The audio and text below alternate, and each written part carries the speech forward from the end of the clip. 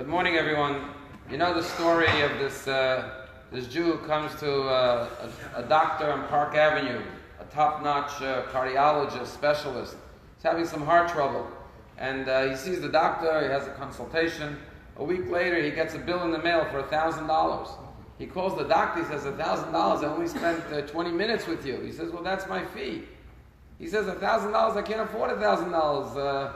I live on a Social Security check of $1,500 a month. He says, okay, I see you're a member of the tribe.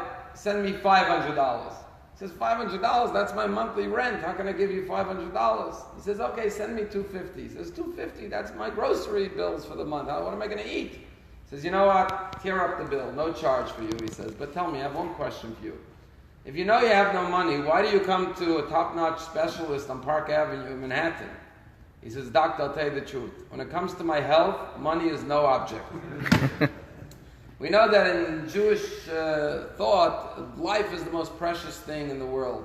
If you save one life, it's like you saved an entire world. If you killed one person, it's like you killed an entire world, says the Talmud.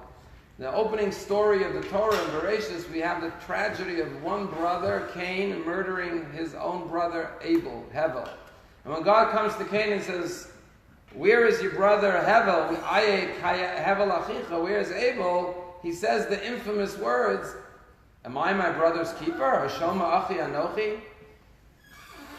And what do we find in this week's Torah portion? Just the opposite. The nephew of Lot is captured in a battle, we're told. He's abducted.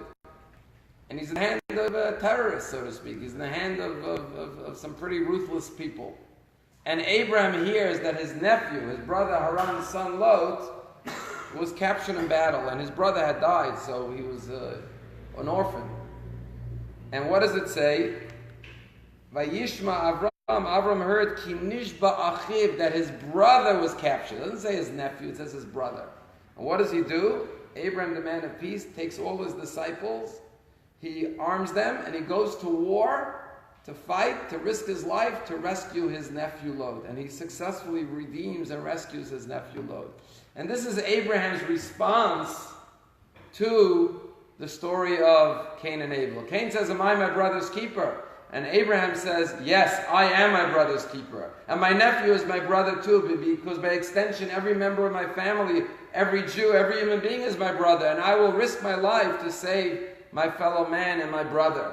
And this is the lesson of being a Jew. I just mentioned that in Israel yesterday there was yet another attack on a complex building building complex in Beersheba. When we hear these types of things, we have to remember to respond like Abraham. When a Jew or any human being, we heard what's happened in Saudi Arabia with the reporter. When we hear about murder, we have to remember what the Torah says. Do not stand by innocent while your blood of your brother is being spilled. That was the mistake of the last generation 75 years ago when 6 million Jews were murdered. 1.5 million children, and the world did not lift a finger to help, to save fellow lives. And if we said never again, it means we will not stand by idly when innocent lives are being spelled. And like Abraham, we have to be willing to even risk our lives to save our fellow Jews. And thank God we have the IDF and others who do risk their lives and sacrifice their lives for our fellow Jews, going in the ways of Abraham 4,000 years ago. There was once a man who came to the Lubavitcher Rebbe in a meeting, and he asked the Rebbe an interesting question. He said, you know, God created man and he put the heart on the left side. And the question is, we know in Judaism the right side is the more important side. We're always told to do everything with the right hand, because the right hand is stronger and better and represents a greater dimension of power and holiness. So why would God put the heart on the left side? Wouldn't it be better for God to build man with the heart on the right side? And the Rebbe said to him, if your heart was created for yourself, you would have a very good question. Why is it on the left side? But since your heart is created for the person standing right in front of you, it's on that person's right side. And that's the answer that Abraham says. When my brother's in distress, my brother's in trouble, I cannot remain silent, I cannot sit still, I must act on behalf of my fellow man.